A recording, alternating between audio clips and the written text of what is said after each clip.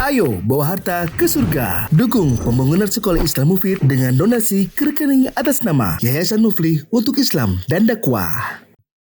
Bismillahirrahmanirrahim. Assalamualaikum warahmatullahi wabarakatuh. Alhamdulillah wa kafa wassalatu wassalamu ala rasulillahil mustafa wa ala alihi wa ashabihi wa man iqtafa. Hadirin dan hadirat yang dirahmati Allah, kita bersyukur kepada Allah pada kesempatan hari ini kita bisa kembali melanjutkan pembahasan Rasyul Barat, Syarah Al-Adab Al-Mufrad. Di pertemuan hari Ahad, kita bahas bab 104, budak adalah penanggung jawab. Kemudian bab 105, tentang keutamaan bila seseorang jadi budak. Sebagaimana perkataan Abu Hurairah, sekiranya kalau bukan karena ada jihad, kalau bukan karena bisa berbakti pada orang tua, maka saya lebih suka kalau saya matinya dalam kondisi jadi budak. Itu menunjukkan keutamaan tersendiri bagi seorang budak. Kemudian di bab 106 tidak boleh mengatakan hambaku. Yang boleh adalah perkataan yang lain, yaitu gulami, jariyati, wafataya, fatati. Coba kita baca kembali riwayat ke-209 bab 106 ini. Nabi SAW bersabda, janganlah salah seorang dari kalian mengatakan abdi amati. Dia mengatakan demikian kepada budaknya. Karena abd dan amah itu di bahasa kita Indonesia lebih mirip hamba. Jadi kayak kita seolah-olah Tuhannya, bukan cuma tuannya. Yang benar kita ini kalau kita punya pembantu atau kita punya budak, kita adalah tuan, bukan Tuhan. Sedangkan berkata, wahai abdi, yang dimaksud di sini adalah budak, maka seolah-olah kita Tuhan.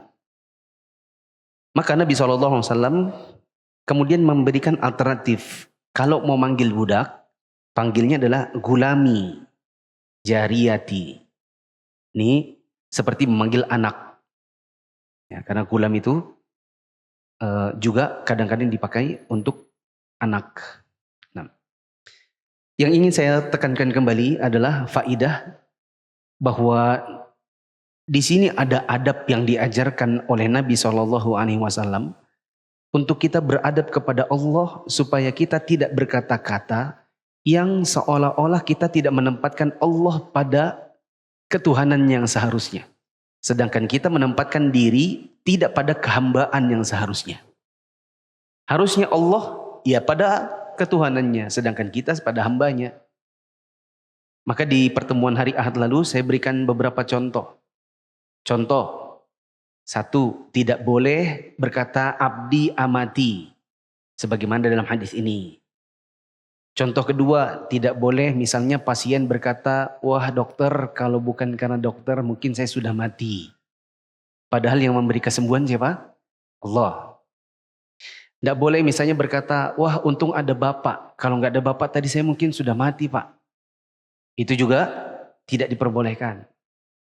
Yang boleh bagaimana? Berkata, alhamdulillah dokter, karena kesembuhan dari Allah kemudian karena Anda. Ya. Kalau enggak saya tuliskan tadi. Di sini contoh yang lainnya. Suatu hari ada laki-laki mengatakan, ya Rasulullah, Masya Allah, kemudian Masya Anda.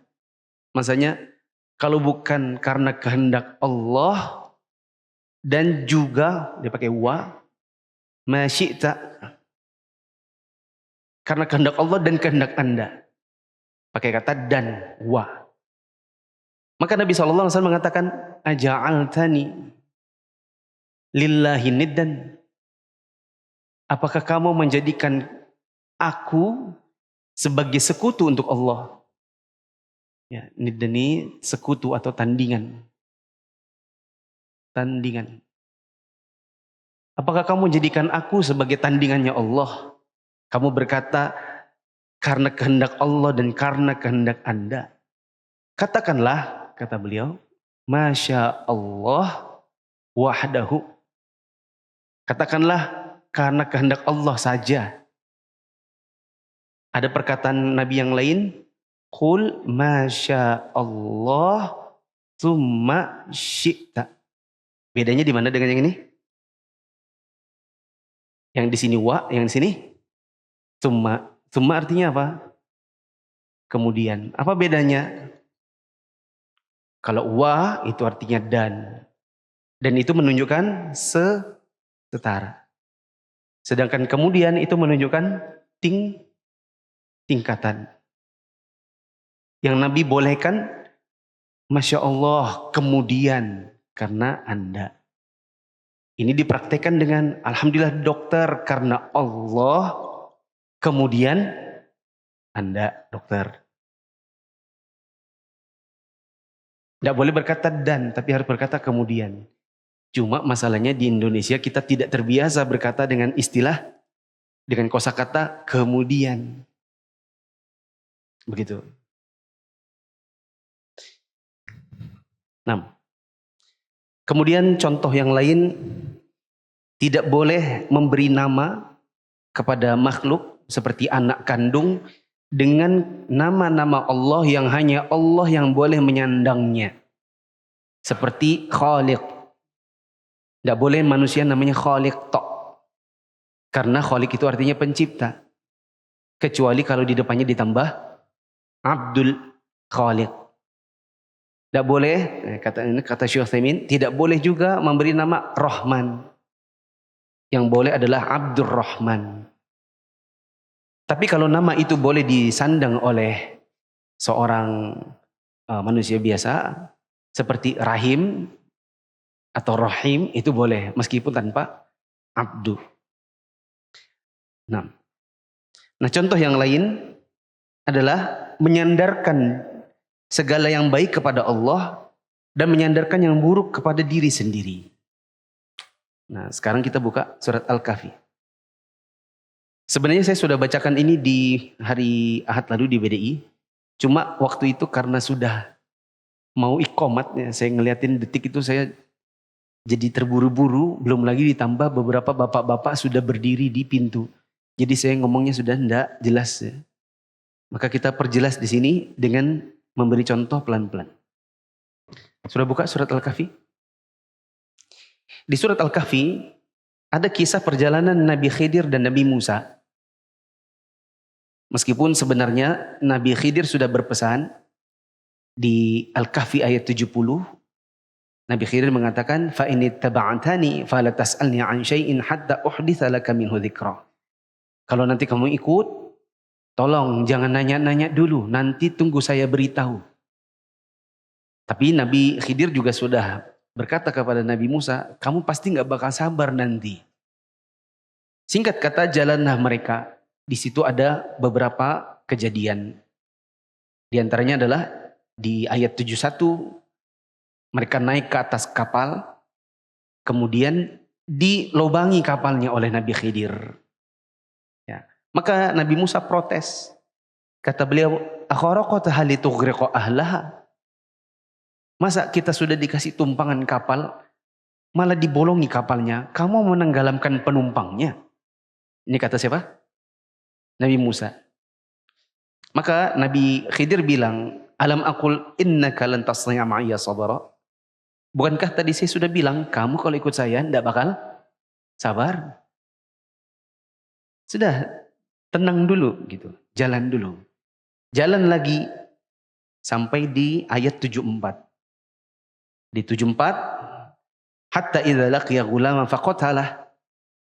Sampai ketemu dengan seorang anak kecil, Nabi Khidir malah membunuhnya. Nabi Musa protes lagi. Beliau mengatakan, aqatalta nafsan zakiyatan bi ghairi nafs? Masa kamu bunuh anak kecil yang tidak punya dosa? Apakah kamu membunuh orang yang tidak pernah membunuh orang lain? Kenapa ini? Maka Nabi Khidir mengatakan lagi, alam aqul laka innaka lan tastati'a ma'iya sabara. Bukankah tadi saya sudah bilang, kamu kalau ikut gak bakal sabar. Ya, dah nanti jalan dulu. Nanti akan ada penjelasannya. Jalan lagi. Sampailah mereka. Hatta idza ataya ahla qaryatin istata'ama ahlaha. Kemudian mereka sampai di sebuah kampung, yang di kampung itu Nabi Khidir dan Nabi Musa berharap untuk dijamu, tapi ternyata fa'abau ayyudhayifuhuma. Ternyata penduduknya ini tidak mau menjamu dua nabi. Ini loh nabi. Ya. Ada Ustadz Jakarta aja datang ke sini, mungkin ikhwan pada mau menjamu gitu. Nah, ini dua nabi datang ke kampungnya nggak ada yang mau menjamu. Ternyata fawajada fiha jidaron. Kemudian mereka dapati di situ ada sebuah rumah yang dindingnya hampir roboh. Ya. Yuridu ayang qadha fa'aqamah. Itu hampir roboh, sama Nabi Khidir marah, dindingnya ditegakkan lagi. Ya, maka Nabi Musa ya sedikit protes. Lau syi'ta latakhadta 'alaihi ajra. Duh, coba tadi diambil aja upahnya, jadi kita bisa makan. Soalnya tadi kan kita minta dijamu, enggak dijamu. Lah ini ada rumah ditegakkan malah gratisan. Kalau diambil upahnya kan bisa buat makan. Ya. Singkat kata, maka Nabi Khidir mengatakan, inilah perbedaan antara saya dengan kamu. Ya, mari saya beritahukan kepada kamu maksud dari yang dari tadi kamu protes karena tidak sabar itu. Nah, coba teman-teman lihat di ayat 79. Di ayat 79, Nabi Khidir mengatakan, Ammas safinatu, adapun soal kapal, fakanat limasakin ya'maluna fil bahar. Itu adalah miliknya orang miskin. Yang orang miskin ini menggunakan kapalnya untuk bekerja di lautan. Fa'aradtu an a'ibaha. Coba lihat. Kata Nabi Khidir, maka saya mau, saya mau bikin aib di kapal itu. Apa aibnya? Lubang. Supaya apa? Beliau katakan, dikarenakan ada raja-raja yang suka ngambilin kapalnya orang. Jadi nanti kalau kita bikin aib berupa lubang di kapalnya, nanti rajanya nggak bakal ngambil itu kapal. Di situ ada 3 kejadian. Pertama soal kapal. Yang kedua soal apa tadi? Bunuh anak. Soal yang ketiga apa tadi? Dinding. Oke? Beliau mengatakan, wa mafa'atu an amri. Saya bukan melakukan ini sesuai dengan maunya saya. Ini semua adalah karena perintah Allah. Wa mafa'atuhu an amri. Ini bukan ngelubangi kapal, membunuh anak kecil, negakkan dinding. Bukan karena kemauan saya, tapi itu karena perintah Allah. Berarti pekerjaan ini semua perintah Allah. Tapi waktu melubangi kapal, beliau mengatakan fa'aradtu, saya yang ngelubangi. Kenapa beliau tidak bilang soalnya Allah yang suruh ngelubangi? Dikarenakan pekerjaan ini, kata para ulama ahli tafsir, pekerjaan ini zahirnya sepertinya buruk. Yaitu melubangi kapalnya orang. Karena ini pekerjaan buruk, maka adabnya Nabi Khidir ada bilang, saya bikin lubang. Waktu bunuh, di ayat ke-80. Adapun anak kecil yang kami bunuh itu adalah anaknya orang mukmin. Ya. Dan kami khawatir kalau kemudian anak ini mendorong orang tuanya nanti untuk menjadi kafir. Kemudian beliau mengatakan, fa'aradna an yubdilahuma rabbuhuma khaira. Ya. Maka kami fa'aradna, kami mau nanti kalau anak ini dibunuh lalu Allah ganti dengan anak yang baik.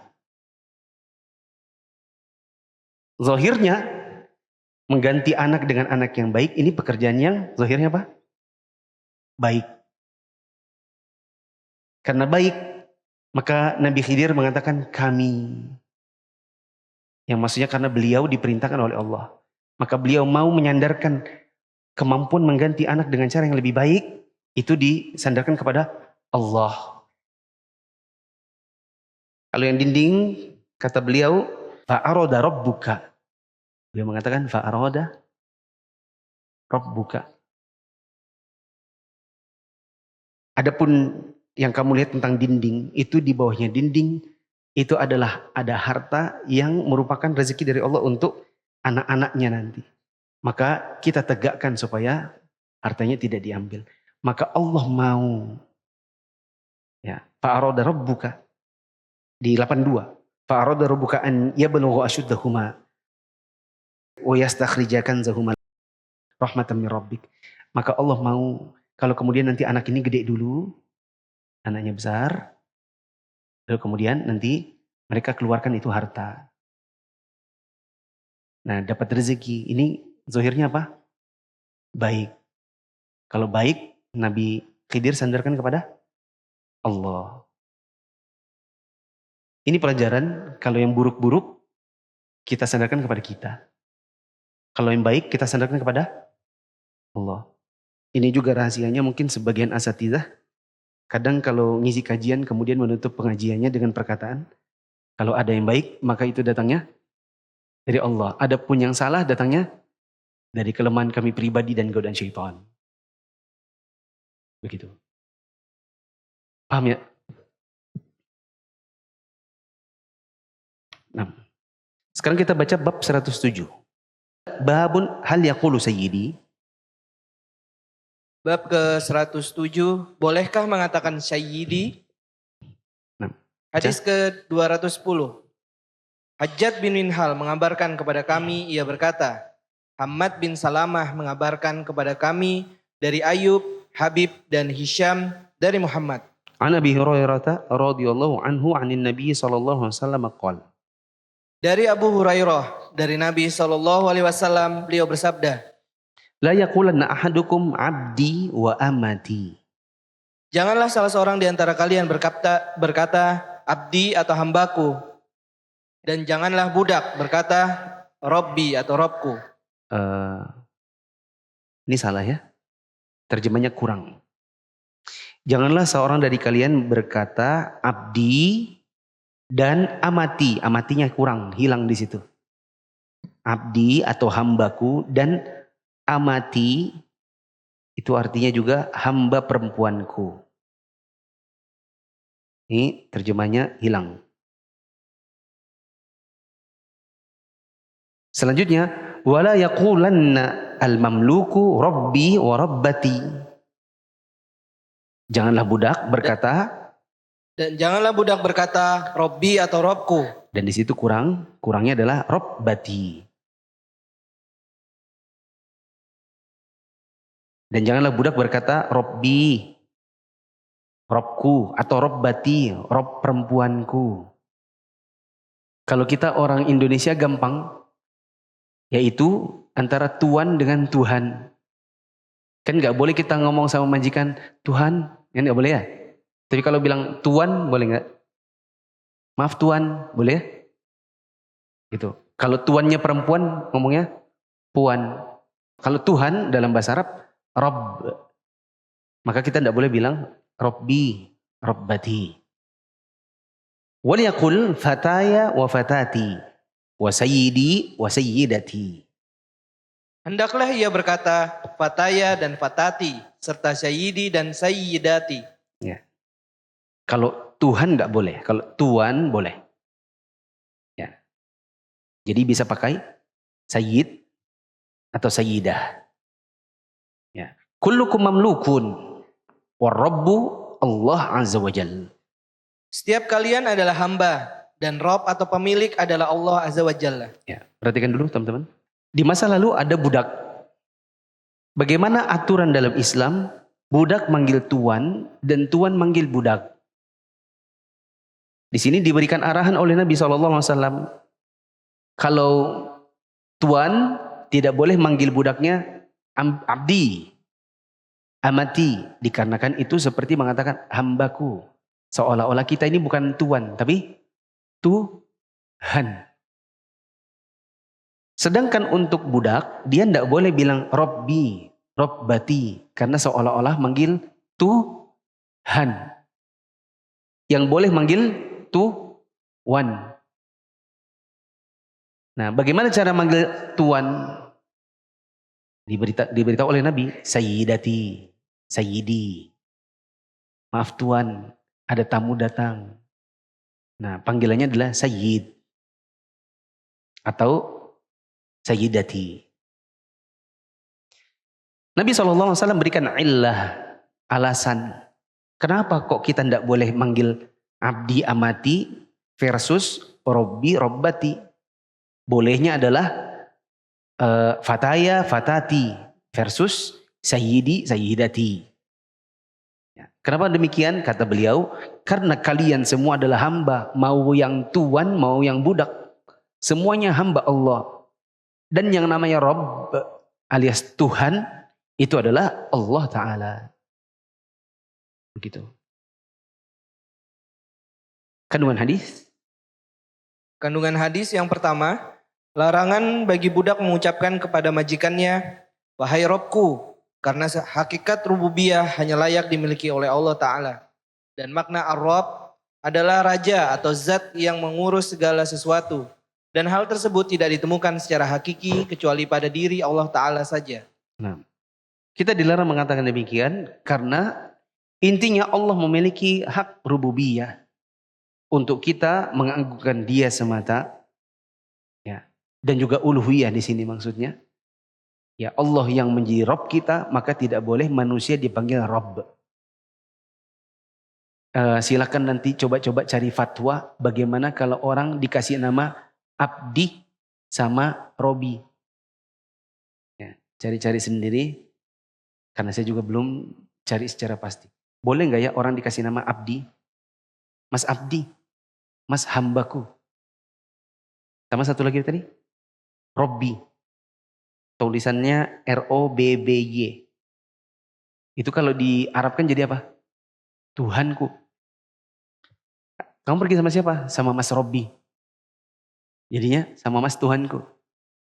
Bolehkah kasih nama begitu? Ya, nanti silakan cari-cari. 2. Kandungan hadis yang kedua, lihat penjelasan hadis ini pada hadis nomor 209. Nah, ada kemiripan antara bab 107 dengan 106. Cuma dia berbeda versi arah saja.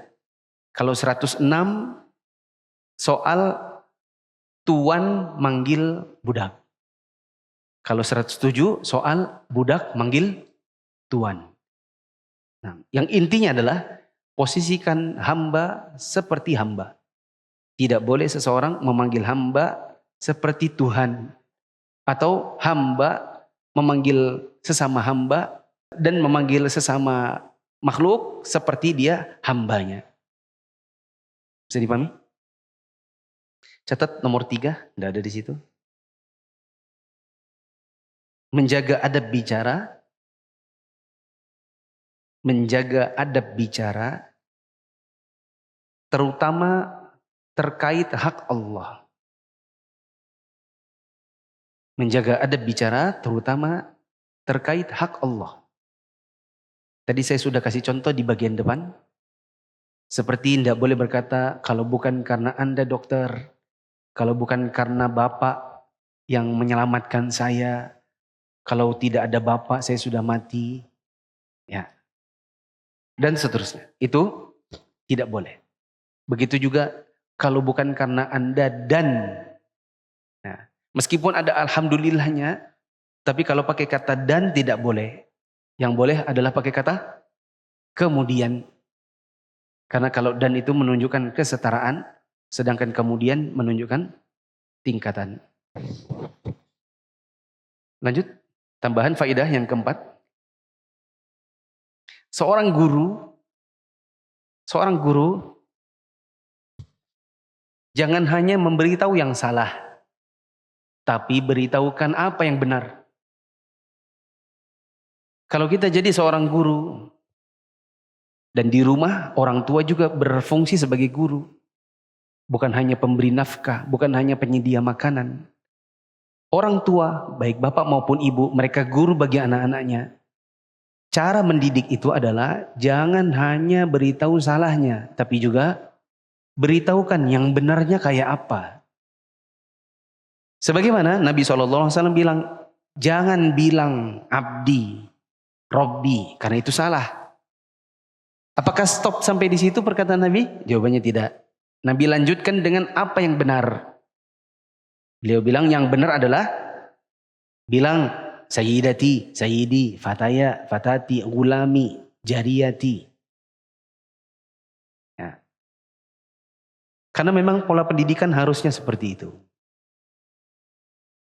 Ini yang beberapa kali saya sempat sebutkan di sebagian majelis saya. Sebagian orang berkata, kalau mendidik itu jangan bilang jangan. Mutlak. Dan ini keliru.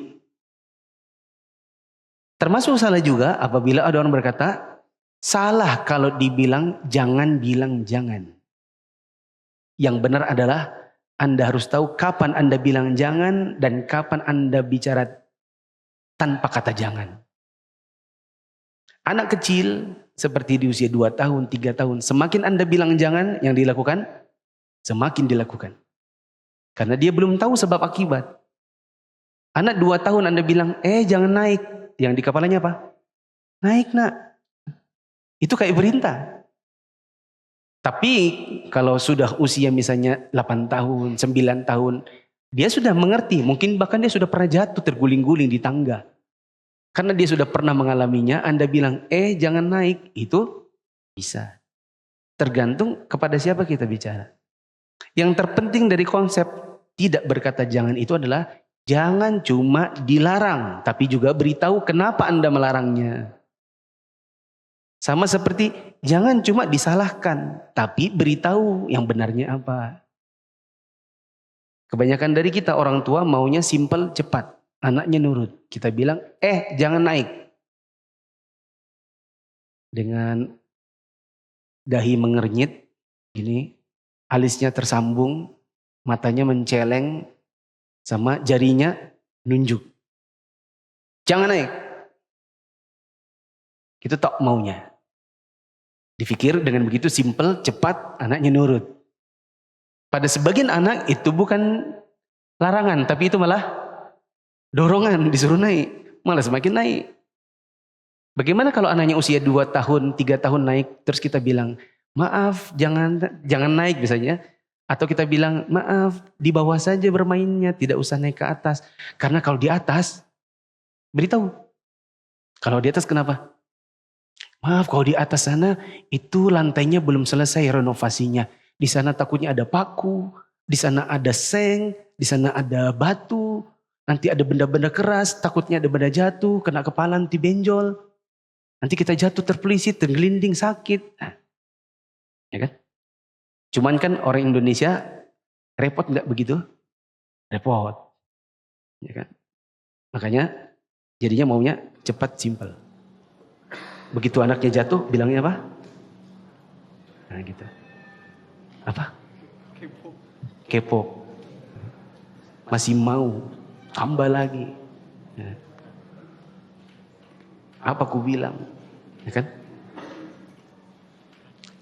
Maka jangan cuma dilarang, tapi beritahu kenapa Anda melarang. Jangan cuma disalahkan, beritahu apa yang benar. Sebagaimana Nabi. 211. Silakan. Hadis ke-211. Musaddad mengabarkan kepada kami, ia berkata, Bishr bin Al-Fadl mengabarkan kepada kami, ia berkata, Abu Maslamah mengabarkan kepada kami dari Abu Nadarah. An Mutarrifin qal. Dari Mutarrif, ia berkata, Qala abi.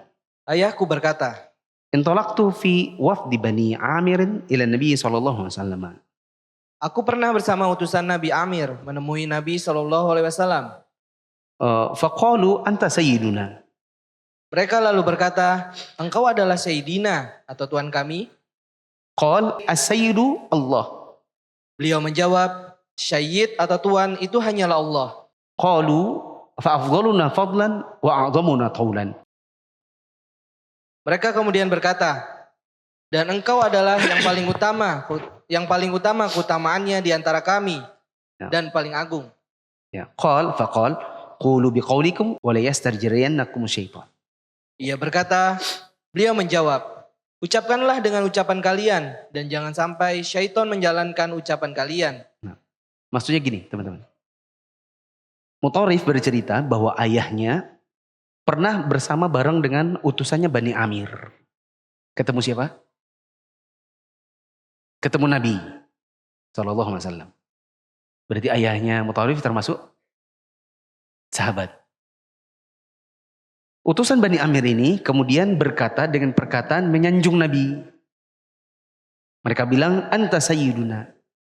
Wahai Rasulullah, engkaulah sayyid kami. Maka beliau mengatakan, as-sayyidu Allah. Atau as-sayyidullah. Ya. Beliau berkata, sayyid itu adalah Allah. Bukan saya. Kemudian berkata, tapi kan maksud kami itu Anda itu orang yang paling besar keutamaannya di antara kami. Engkau adalah yang paling agung di antara kita.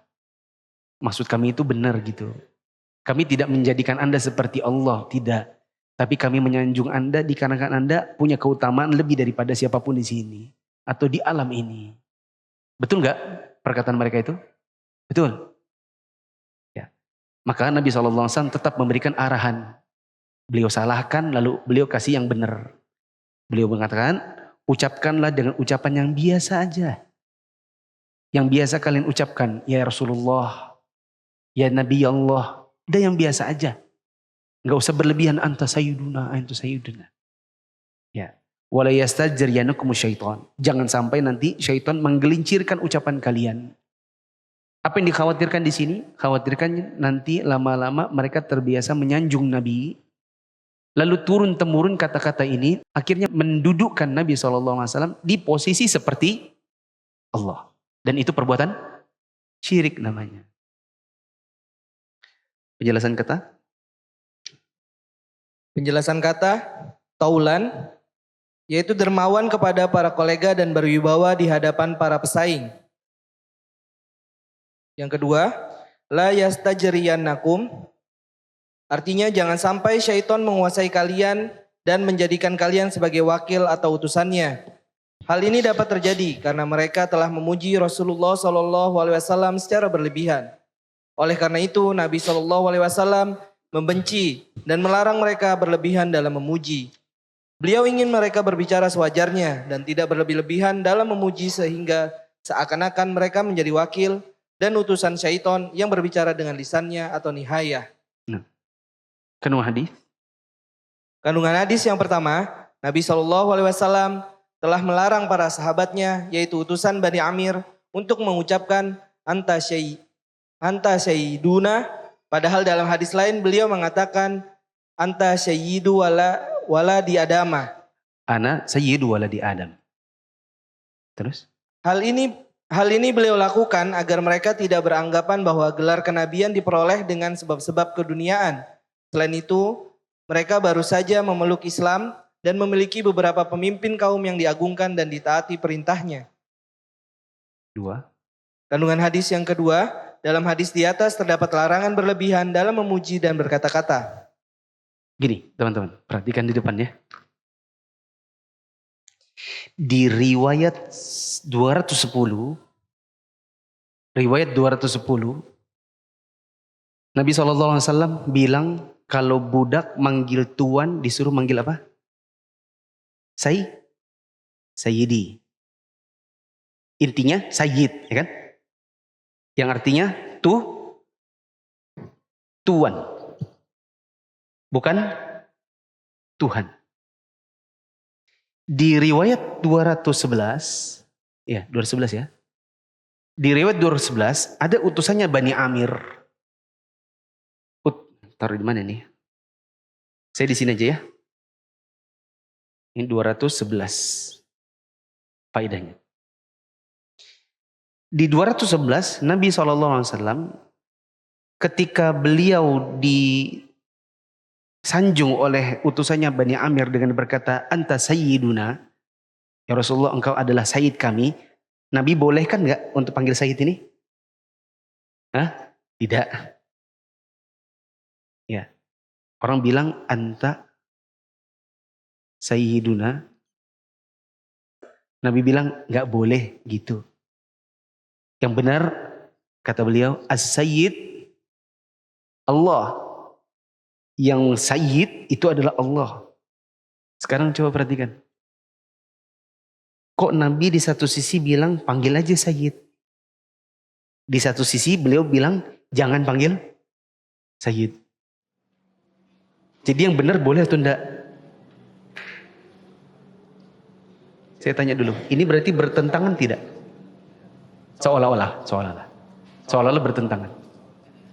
Tambah lagi Nabi SAW,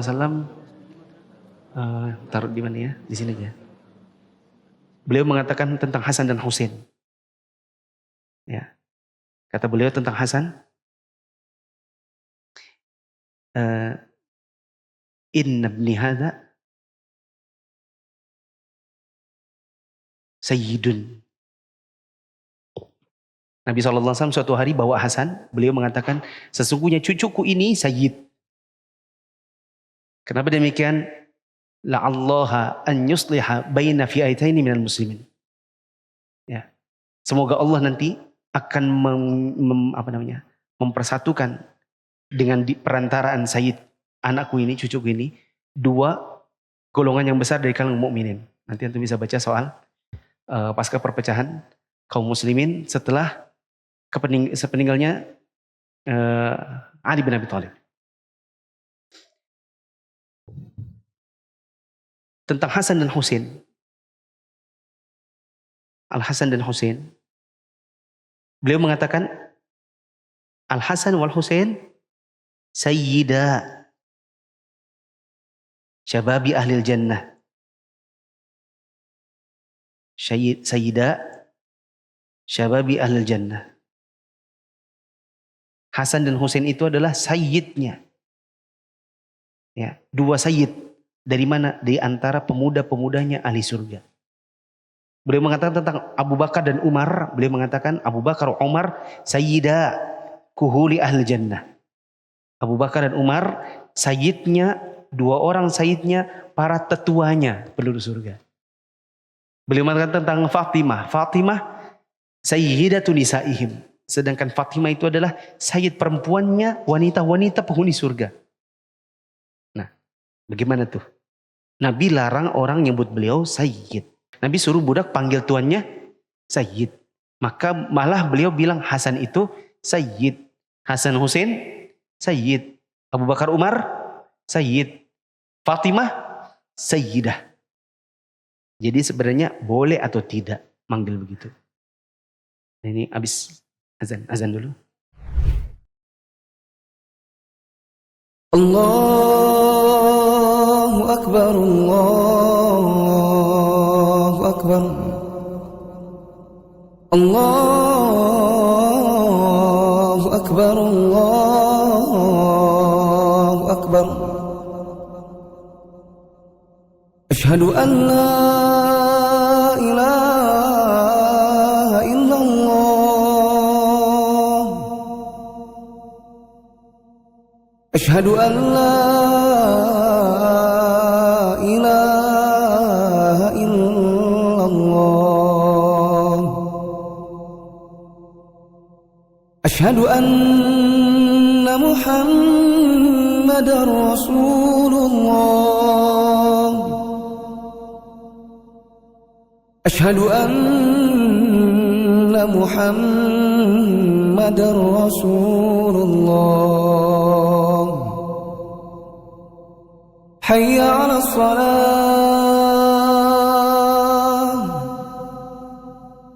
Hayya 'alas salah. Hayya 'alal falah. Hayya 'alal falah. Allahu Akbar, Allahu Akbar. La ilaha illallah.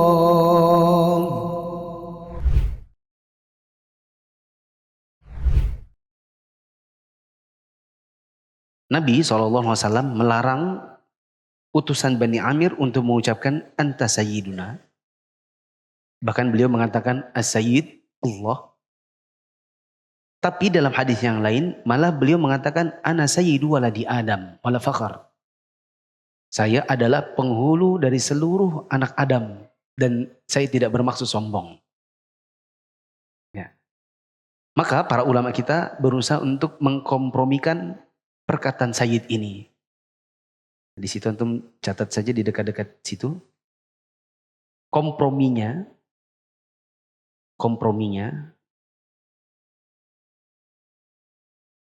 Satu,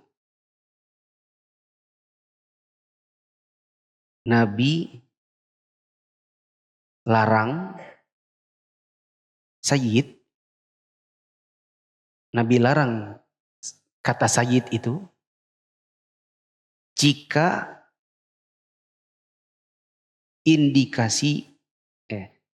terindikasi sanjungan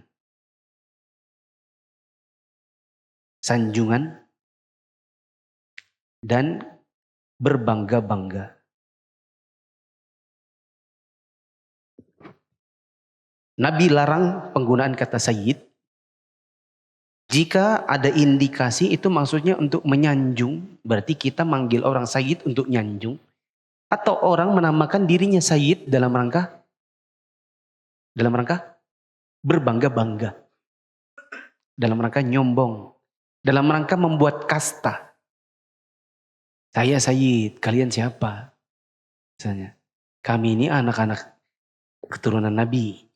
Kalau ini jadinya berbangga-bangga.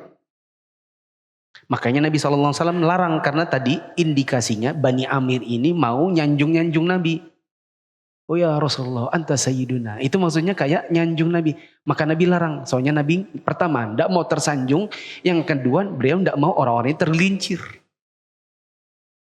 Berarti kita bisa pakai juga di zaman sekarang. Tidak usah nyebut-nyebut orang manusia biasa. Yang mereka juga manusia. Yang mereka juga bisa berdosa. Yang mereka juga bisa masuk neraka. Dengan kata-kata Sayyid. Hanya untuk menciptakan kasta. Kasta di dalam Islam ini adalah ketakwaan. Makanya kata Allah Subhanahu wa taala, "Inna akramakum 'indallahi atqakum." Yang paling mulia di sisi Allah itu adalah yang paling bertakwa, bukan soal turunannya siapa. Ya. Maka enggak perlu menciptakan kata atau itu tadi ngikut-ngikut seperti orang-orang yang suka berbangga-bangga dengan keturunan. Kedua, Nabi bolehkan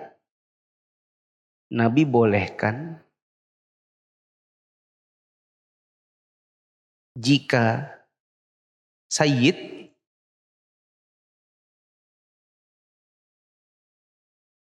untuk orang ketiga. Jika Sayyid itu untuk orang ketiga. Dilarang kalau orang kedua. Dilarang kalau teman-teman orang kedua. Orang ketiga berarti ada orang lain. Orang kedua berarti Anda. Maksudnya paham? Ya. Nabi nggak mau kalau dipanggil-panggil misalnya orang, Anda Sayyid, Anta Sayyid, Anta Sayyid gitu. Ya. Tapi apabila untuk konteks orang ketiga, maka beliau masih bolehkan. Seperti beliau mengatakan Hasan, Hussein, Fatimah, Abu Bakar, Umar. Itu pembicaranya tentang orang lain. Ya. Bisa dipahami ya? Ini diantara bentuk komprominya. Ketiga, Nabi larang sanjungan berlebihan. Nabi larang sanjungan berlebihan sekalipun kepada Nabi. Sekalipun kepada Nabi.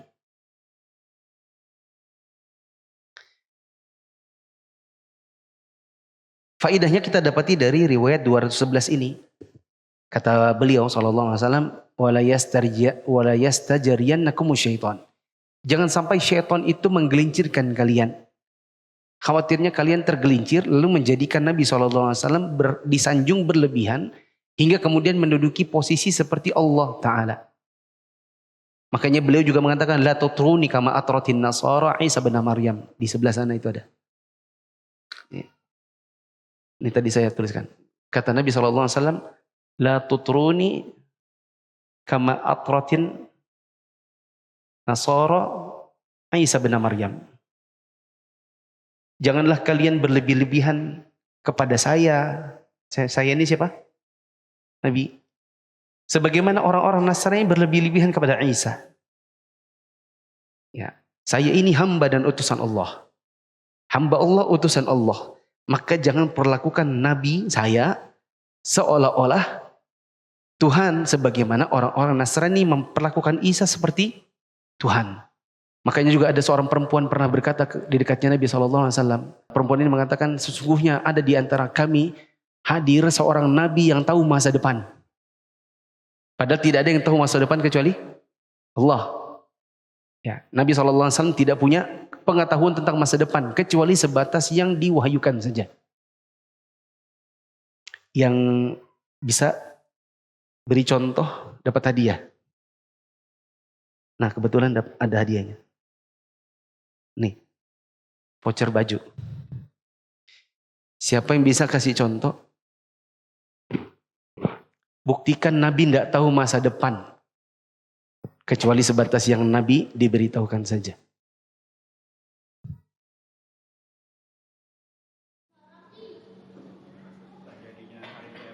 Ya?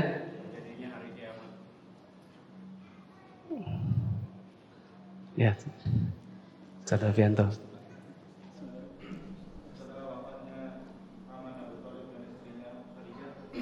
Dia mencari perlindungan dan dakwah di Taif. Dia menyangka akan mendapatkan di sana. Kalau datang ke sana ternyata beliau tidak mendapatkan apa yang beliau inginkan. Ya. Nabi SAW pergi ke Taif dan mengharapkan sesuatu yang ternyata beliau tidak dapatkan. Voucher nomor berapa? Angkanya berapa? 1. Ada yang lain?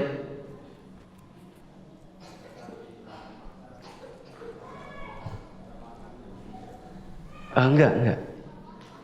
Yang saya ingin fokuskan gini. Coba buktikan bahwa Nabi SAW itu tidak tahu masa depan. Nanti ada pengecualian, kecuali yang Nabi diberitahukan oleh Allah. Ya.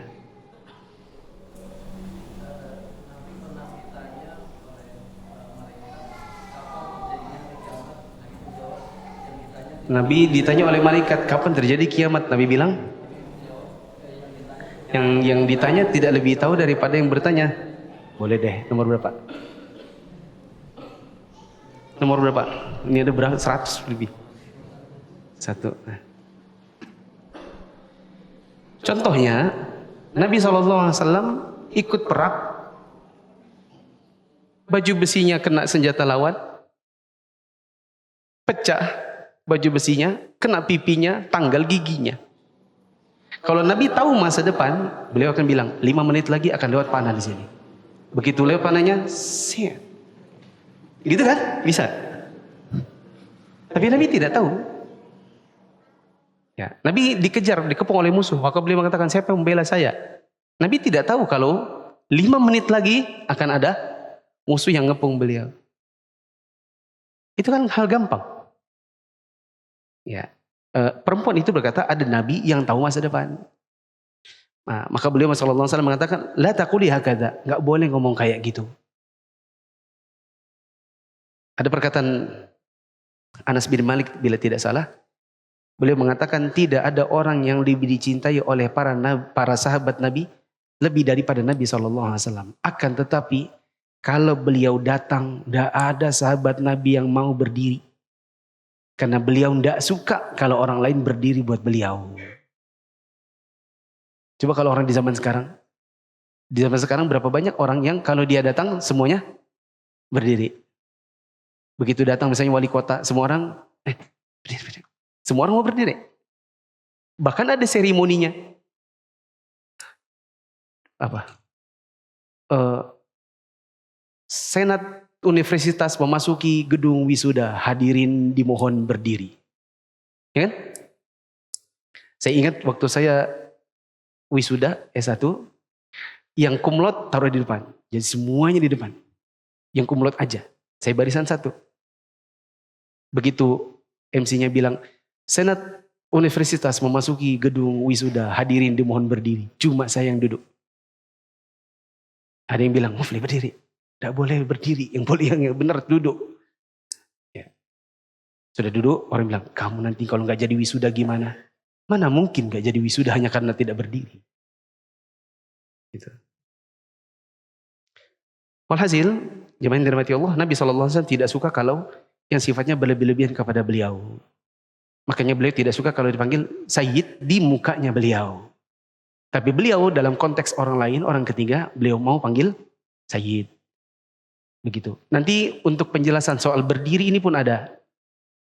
Sebagai informasi juga, insya Allah mulai minggu lalu maksud saya. Informasi juga, minggu lalu kita ada kajian baru mulai, judulnya Al-Firqatun Najiyah di Kampung Timur. Masjid Imam Ahmad bin Hanbal. Besok ini baru mau pertemuan perdana untuk babnya. Kalau kita baca bukunya itu, nanti di bagian-bagian belakang ada perkataan dilarang berdiri. Nah, riwayat ini yang dimainkan. Nabi SAW tidak suka kalau orang berdiri kepada beliau. Tapi beliau pernah bilang, tolong Sayyid kalian datang, tolong bantu dia. Orang-orang berdiri. Nabi tidak suka kalau orang berdiri saat beliau datang, tapi ada orang datang, Nabi suruh berdiri. Gimana itu? Sama seperti kasus Sayyid ini. Nabi tidak suka kalau dipanggil Sayyid, tapi Nabi bilang orang lain Sayyid. Nah, nanti di sini ada pembahasannya, di antaranya tidak boleh berdiri untuk mengagungkan. Tapi kalau berdiri untuk membantu, boleh. Misalnya orang tua kita datang dari pasar. Ya. Terus dia panggil, yo tolong yo, ini banyak belanjaan. Udah keluar-keluar, mamanya datang, yo mana sih kamu di dalam aja. Mak, Nabi tidak suka kalau kita berdiri menyambut orang. Ia tidak suka kalau bentuknya pengagungan. Adapun untuk membantu, maka berdiri, nggak boleh tidak berdiri. Demikian, kurang lebihnya mohon maaf. Subhanakallahumma wa bihamdika. Asyhadu an la ilaha illa anta astaghfiruka wa atubu ilaik. Assalamualaikum warahmatullahi wabarakatuh.